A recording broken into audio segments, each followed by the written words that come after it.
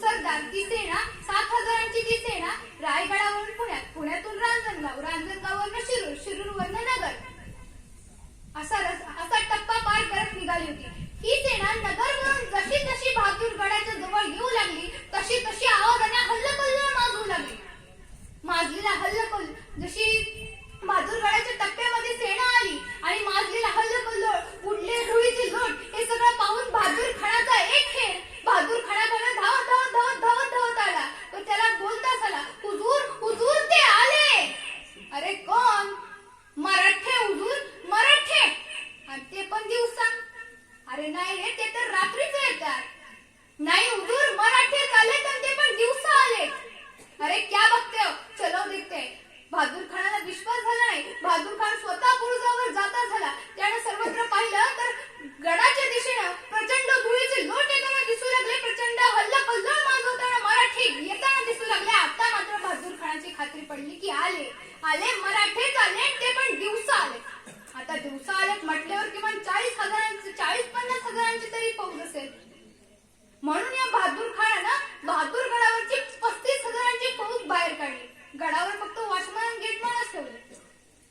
इकडेही 35,000ची फौज बहादूर खानाच्या नेतृत्वाखाली मराठ्यांच्या फौजेच्या सामोरे जात होती. इकडे मराठ्यांच्या फौजेतून हर हर महादेव, जय भवानी माजलेला हल्लकल्लोळ, आकाशाला भिडलेल्या किलकाऱ्या. इकडे बहादूर खानाच्या फौजेतून तकताक दिनदिन यलगारचे जयघोष, यलगारचे किलकाऱ्या हे सर्व चालू असतानाच दोन्ही सैन्य आमने सामने ठाकलं.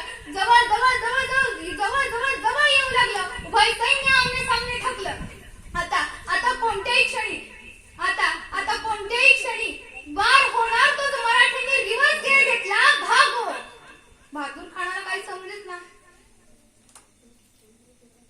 मराठी चालून आले पण पुन्हा एकदा माघारी फिरतायत. बहादूर खानाला त्याच्या सैन्याला काही समजेच ना हो. पण मराठी का माघारी फिरतायत याच्यातला गणिमिकावा सुद्धा बहादूर खानाला समजला नाही. मग इकडे काय, मराठे पुढे पडतायत, बहादूर खान मागे. मराठे पुढे मोगल मागे, मराठे पुढे मोगल मागे, मराठे पुढे मोगल मागे. हे असंच चाललंय यांचं. मराठ्यांनी बहादूर खानाला 4-5 मैल पळवत नेलं. ते शेवटी बहादूर खानच म्हणला, रुक जाओ, भाग गए भगोडे, अब नहीं आएंगे. मला वाटलं होतं 40-50,000 असतील, परंतु हे तर होते 7,000. भिले ते आता आपल्याला परत नाही येणार. बहादूर खानाने आपल्या सैन्याला रिव्हर्स गेअर घ्यायला सांगितला. इकडं हा बहादूर खान आणि त्याचं सैन्य मैल 2 मैल गेलं असल नसल तोच पुन्हा एकदा हल्लकल्लोळ माजला. धुळीचे लोट गगनाला गवसणी घालत होते. हर हर महादेव, जय भवानीचा जयघोष आसमंताला भिडलेला होता. आले मराठे पुन्हा एकदा बहादूर खानाच्या सैन्याच्या पाशी आले. आणि पुन्हा एकदा तोच कोणीतरी हेर बहादूर खानापाशी आला. मग बहादूर खानाला बोलता झाला, हुजूर मराठे परत आले. काय, मराठे परत आले? बहादूर खान आता पुरता चिडला होता. बहादूर खान त्यानं आपल्या सैन्याला युटर्न घ्यायला लावला. इकडं बहादूर खानाची सेना देखील यलगार तकतक दिनदिनच्या आरोळ्या बहादूर खानाच्या सेनेतून येऊ लागल्या होत्या. इकडे हर हर महादेव, जय भवानीचा जयघोष, दोन्ही सेनांचे किलकार आरोळ्या आसमंताला गवसणी घालत होते. दोन्ही सैन्य आमने सामने येऊ लागलं होतं. तलवारी रोखले गेल्या, भाले सरकवले, धनुष्यबाण सरकवले. आता कोणत्याही क्षणी बहादूर खानाची सेना मराठ्यांवर वार करणार. तर पुन्हा एकदा मराठ्यांनी रिव्हर्स गेअर घेतला. भागो. मग काय, मराठे पुढे मोगल मागे, मराठे पुढे मोगल मागे, मराठे पुढे बहादूर खान मागे. हेच चाललंय यांचं. बहादूर खान आता पुढचाच चिडला होता.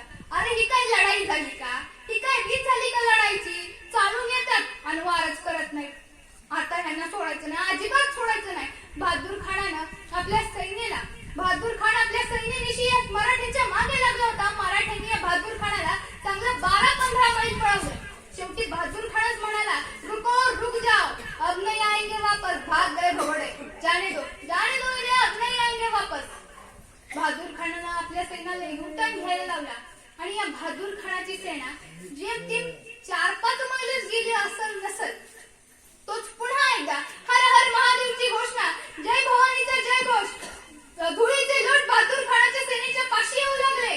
पुन्हा एकदा कुणीतरी हेर बहादूर खानापाशी आलं. बहादूर खानाला बोलता झाला, हुजूर मराठे परत आले. आता मात्र बहादूर खान पुरता चिडला होता. बहादूर खान त्याला काय करावं ते सुचना. इकडं परत एकदा बहादूर खानानं आपल्या सैन्याला युटर्न घ्यायला दोन्ही सैन्य आमने सामने येऊ लागली. घोडी खूळ उधळत आहेत, तलवारी मेळातून बाहेर निघालेत, भाले चरसावलेत. आता कोणत्याही क्षणी मराठ्यांवर पुन्हा एकदा वार होणार. तो पुन्हा एकदा मराठ्यांनी दिवसगीर घेतला. भागो. तरी सुद्धा बहादूर खानाला काही समजेना. बहादूर खान चिडला होता, संतापला होता. त्यानं आता ठरवलं होतं, आता मराठ्यांना सोडायचं नाही, अजिबात सोडायचं नाही. बस झालं, खूप झालं. आता जर काहींना सोडलं ना तर हे दिवसभर आपल्याला असेच खेळत राहतील. मग काय, मराठे पुढे मोगल मागे, मराठे पुढे मोगल मागे. तिथं पाणी प्यायला सुद्धा उसंत नाही. हेच चाललंय यांचं. मराठे पुढे कचून कचून पळतात व बहादूर खान आणि त्याची सेना मागं पळून पळून बेजार झाली. इकडं मराठ्यांनी या बहादूर खान आणि त्याच्या सेनेला 10, 15, 20, 25, 30, 40, 50 मैल पळवत नेलं. तेवढ्यात बहादूर खानाचा एक सरदार बहादूर खानाला म्हणाला, हुजूर भाग गए मराठे, भाग गए काफर, अब नहीं आएंगे वापस. बहादूर खान म्हणाला, आगे आगे चलो.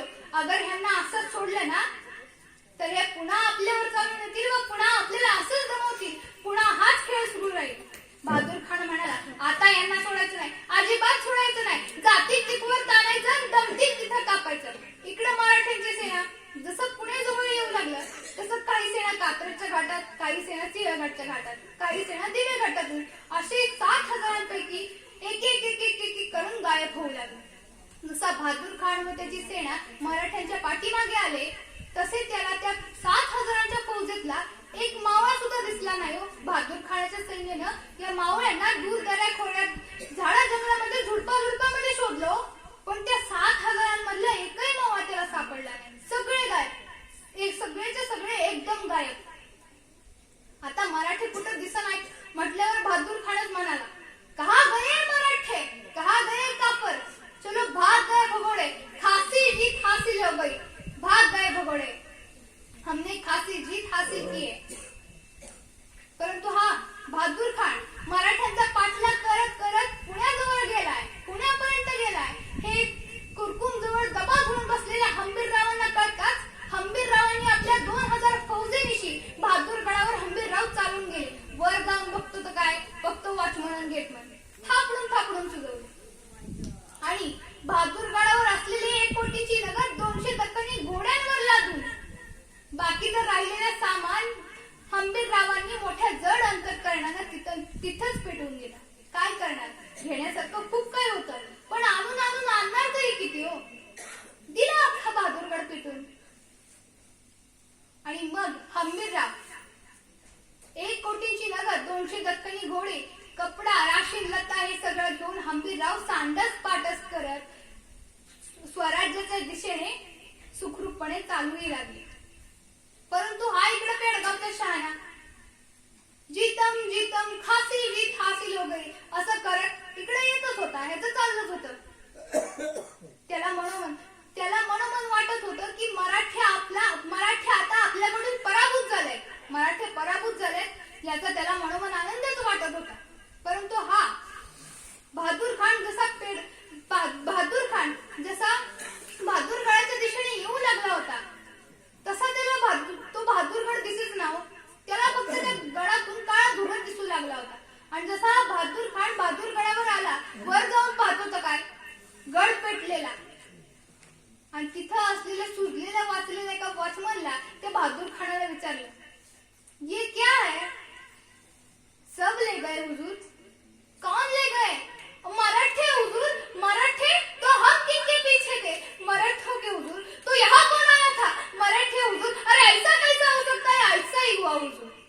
आता त्याला समजलं, असं बनवलं होय.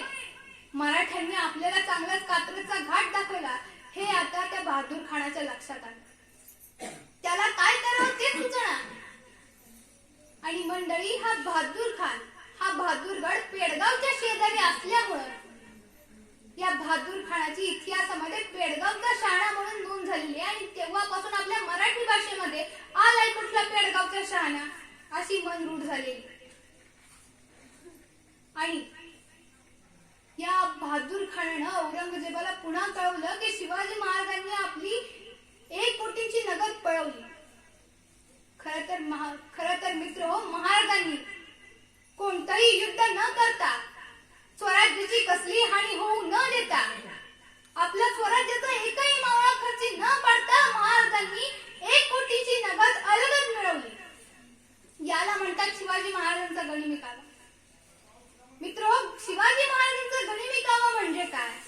शिवाजी महाराजांचा गनिमी-कावा म्हणजे काय? एका चौथीतल्या मुलाला बाई प्रश्न विचारतात, शिवाजी महाराजांचा गनिमी-कावा म्हणजे काय? त्यावेळी ते पोरग शेंबूड पुसत पुसत उत्तर देतात, शिवाजी महाराजांचा गनिमी-कावा म्हणजे, शिवाजी महाराजांचा गनिमी-कावा म्हणजे मारायची वेळ आली की भरपूर मारायचं, इतकं मारायचं, इतकं मारायचं, इतकं मारायचं की शत्रू मार खाऊ खाऊ सुरला पाहिजे.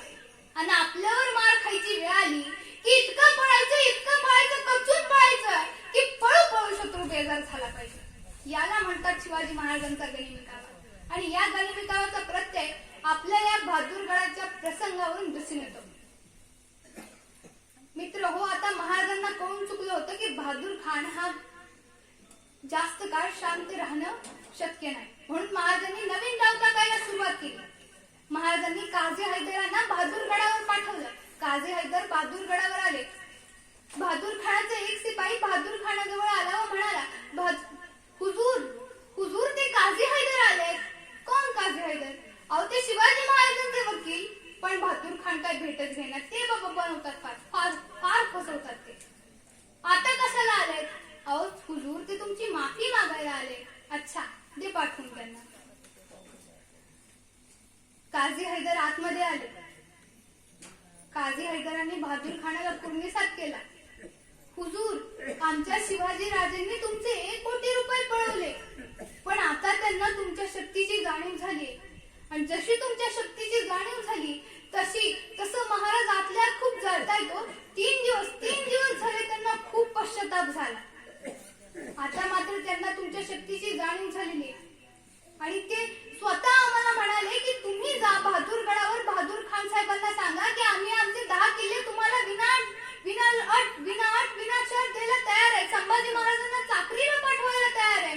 व वेळ पडल्यास आम्ही सुद्धा 10,000ची फौज घेऊन, स्वतः महाराज 10,000ची फौज घेऊन तुमच्या किंमतीस यायला तयार. एवढा ऐकता क्षणी बहादूर खानाने उडीच मारली. 10 किल्ले, ते पण विनाट, संभाजी महाराजांना चाकरीला पाठवतो. मग आत्ताच का नाही पाठवलं संभाजी महाराजांना चाकरीला? एवढं ऐकल्याबरोबर काझी साहेबांना गळालं, मासा गळायला लागला.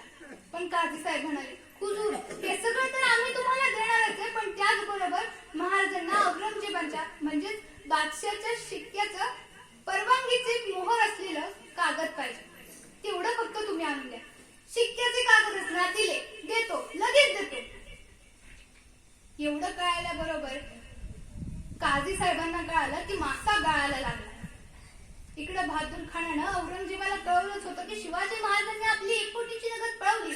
त्याचबरोबर त्यानं औरंगजेबाला हे देखील कळवलं की हुजूर, शिवाजीला तुमच्या शक्तीची आता जाणीव झालेली आहे. तो तुम्हाला 10 किल्ले विनाशर्त द्यायला तयार आहे. संभाजी महाराजांना चाकरीला पाठवायला तयार आहे. व स्वतः 10,000ची फौज घेऊन तुमच्या चाकरीस हजर व्हायला तयार आहे. आणि औरंगजेबाचा पारा थोडा खाली उतरला. 1 कोटीची नगद महाराजांनी पळवली म्हटलं औरंगजेब इतका संतापला होता की त्याला काय करू आणि काय नाही हेच सुचत नव्हतं. आणि अशा औरंगजेबाचा पारा या बहादूर खानाच्या पत्रानं थोडासा खाली आला, काही अंशी खाली आला. औरंगजेबाने लगेचच शिक्क्याचे कागद एका सांडणीस्वारामार्फत पाठवून दिले. पण मंडळी, हा सांडणीस्वार बहादूरगडावरून आग्र्याला जायला लागणार 2 महिने, परत यायला लागणार 2 महिने, एकूण झाले 4 महिने. महाराजांना मग आक्रमण किती काळ रोखायचं होतं? फक्त 4 महिने. आणि या 4 महिन्यांच्या कालावधीमध्ये महाराजांनी तब्बल 80,000ची फौज रायगडावरती जमा करून ठेवली. आणि मग म्हणले महाराज जी आता कधी. पण त्या बहादूर खानानं औरंगजेबानं आता पत्र पाठवलं होतं. औरंगजेबाने या बहादूर खानाला पत्र पाठवलं होतं. मानाचा हत्ती पाठवून दिला होता या बहादूर खानाला. साधा पराक्रम नाही हा. त्या औरंगजेबाचे कित्येक सरदार ज्यांना शिवाजी महाराजांचा 1 किल्ला घेता आला नाही, आणि या बहादूर खानानं तब्बल 10 किल्ले आयते मिळवले. केवढा मान सन्मान केला त्या औरंगजेबानं. बहादूर खान तर बघून बेफाम खुश. त्यानं लागलीच आपल्या वकिलांना ते शिक्क्याचे कागद दिले व त्यांना म्हणाला की जा रायगडावर जा, ते काय काय देते ते घेऊन या. बहादूर खानाचे वकील रायगडावरती गेले. महाराजांनी त्यांना भेटायला बोलवलं. काय नाही, ते तुमचे वकील आले होते. कोण? ते काझी हैदर. कशाला? अहो, ते तुम्ही नाही का आमचे 1 कोटी पळवले? कधी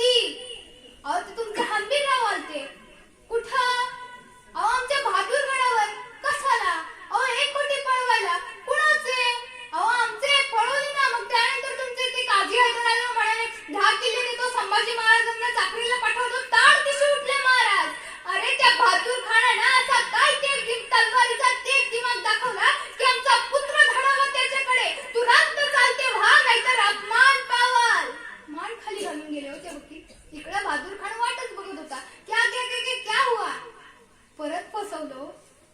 आता त्या बहादूर खानाला डोकं मारून घ्यायची वेळ आली. आता करतोय तरी काय? त्या औरंगजेबाचं शिक्क्याचं पत्र आता काय करणार? मग त्या बहादूर खानानं पुन्हा एकदा घडलेला सर्व प्रसंग बहादूर खानाला पत्रातून कळवला, औरंगजेबाला कळवला. आणि एवढं कळता क्षणी औरंगजेबानं या बहादूर खानाला एक खरमरीत पत्र लिहिलेलं आहे. खरं तर ते पत्र आमच्या पुस्तकात छापायला हवंय.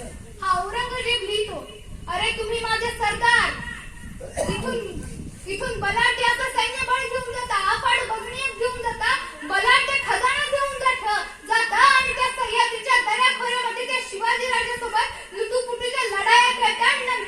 नंतर मला कळवता की त्या शिवाजीनं आम्हाला फसवलं. अरे तो शिवाजी तुम्हाला फसवतो तरी कसा आणि तुम्ही फसता तरी कसे? याही प्रश्नाचं उत्तर त्या बहादूर खानानं पाठवलंय. हुजूर, तुम्ही विचारलं ना, शिवाजी फसवतो तरी कसा आणि आम्ही फसतो तरी कसे? अहो हुजूर, हा शिवाजी आग्र्यात सुद्धा आला होता. तुम्हाला कसं फसवलं? तसंच आम्हाला देखील फसवलं. आणि खरंय मंडळी, महाराजांच्या उभ्या हयातीत हा औरंगजेब दक्षिणेत कधीच नाही आला. त्याला माहिती होतं आपल्या सरदारांचा पराभव झाला तर निदान त्यांच्यावर रागवता तरी येते, पण जर आपलाच पराभव झाला तर रागवायचं तरी कोणावर ना? उभ्या हयातीत हा औरंगजेब स्वराज्यावर कधीच नाही आला. आणि त्याला कारणही तसंच आहे. कारण छत्रपती शिवाजी महाराज हे 17व्या शतकातल्या आंतरराष्ट्रीय कीर्तीचे सेनापती आहेत. महाराजांसमोर जेवढे शत्रू आले ना, तेवढ्या सगळ्यांचा पराभव महाराजांनी केलेला आहे. महाराजांसमोर त्यांच्या उभ्या हयातीमध्ये जेवढे शत्रू आलेत ना, त्यापैकी फक्त 2च भारतीय आहेत. एक तो म्हणजे अफजल खान, तो या मातीतला आहे. आणि दुसरे ते म्हणजे मिर्झा राजे जयसिंग, ते या मातीतले, ते भारतीय. आणि हे दोघे पराभूत झालेले भारतीय.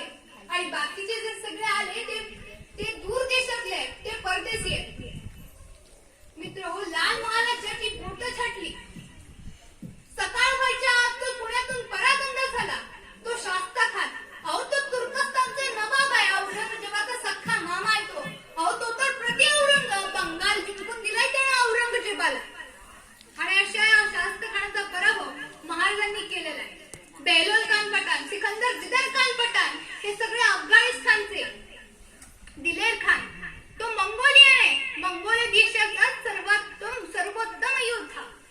सिद्दी जोहर, सिद्दी सलामत खान हे सगळे इराणचे.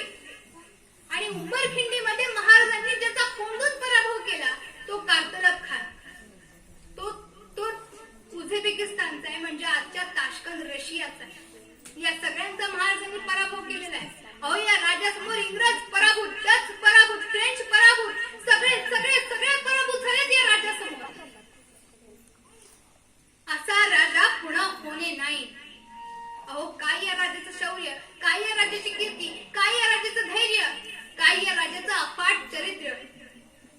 या महाराजांचं वर्णन करण्यासाठी, त्यांच्या गुणांचं वर्णन करण्यासाठी माझ्याकडे शब्दही अपुरे पडले.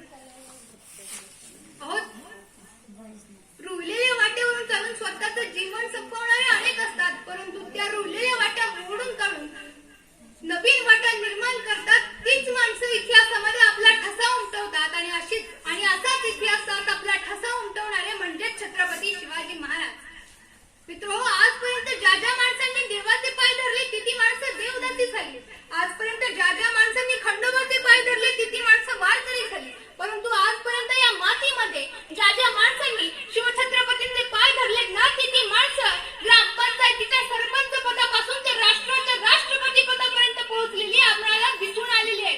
ही विचारांची ताकद या महापुरुषांमध्ये. मित्र, उत्तरेकडील कवी भूषण ज्यांनी महाराजांना पाहिलं होतं, महाराजांचं आचरण ज्यांना समजलं होतं, असे कवी भूषण यांनी महाराजांवर रचलेलं एक गीत मी तुमच्या समोर सादर करू इच्छिते. इंद्रजिमी जंभ पर, बाण वसु अंब पर, रावणचा दंभ पर, रघुकुल राज है. पौन बारी बाह पर, संबुरती ना पर, जो सहज बाह पर, राम द्विज राज है. दावा ध्रुवदंड पर, चीता मृगदंड पर, भूषण वितुंड पर, जैसे मृगराज है. तेज तम अंश पर, कर्णि जिमी कंस पर, क्यों मलेच्छ कंस पर, शेर शिवराज है. शेर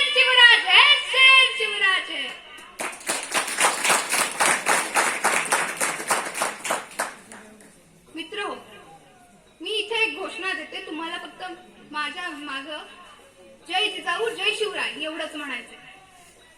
तयार ना? तुमचं आमचं नातं काय? तुमचं आमचं नातं काय? परत एकदा होऊन जाऊ द्या. तुमचं आमचं नातं काय? तुमचं आमचं नातं काय? धन्यवाद.